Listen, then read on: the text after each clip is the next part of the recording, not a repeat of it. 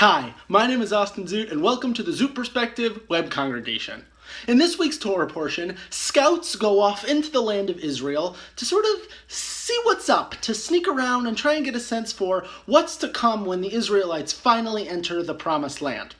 And as they come back, there are 12 scouts, and 10 of them come back and report, the land is filled with giants, we are but mere grasshoppers, the land's beautiful, but it's probably not going to happen because we're too small, we shouldn't go, we're too afraid, don't do it.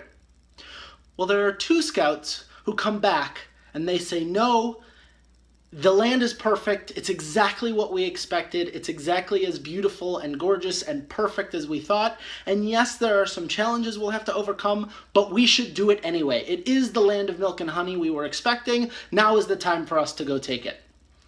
There are 2 ways to look at the Torah portion. One is that we wound up in the Promised Land. We must have listened to the 2 scouts because we wound up getting where we were supposed to go.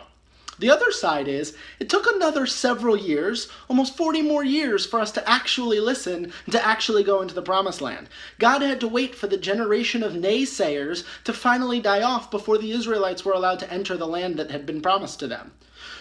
We, as modern day people, know that experience of having those 2 sides pull at one another. We understand that conflict. We know what it's like to have the little dark part of ourselves that says, we know our dreams, but it's too big, it's too hard, it's too scary, it's too much. And we also know that little part of ourselves, that little angel sitting on our shoulder that says, no, we have to do it. This is our birthright, this is our dream, this is our destiny, we have to go and we have to take it.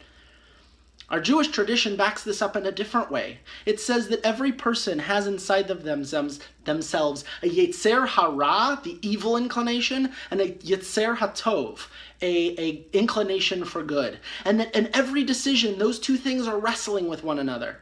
Now, we know what it's like to make a good decision when there are 2 easy answers. There's a good and there's a bad, and we know what it's like to make both decisions.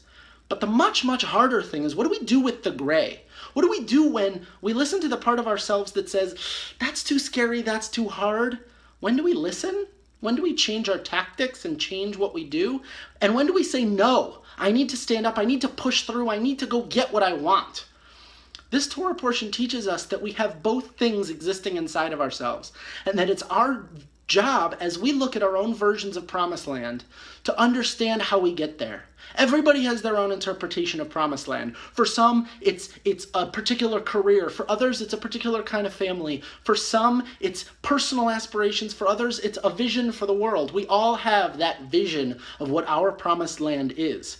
And this week's Torah portion teaches us that we need to figure out, how do we get there despite the voices telling us different things? Despite that voice that tells us it's too much, it's too hard, and we can't. How do we listen to that voice that tells us it's perfect, it's beautiful, and all we have to do is we have to go and take it? I hope that each of us can find out our own version of what does Promised Land mean, and how do I do what it takes to get there. That being said, I wish each of you a Shabbat Shalom, and thank you so much for watching.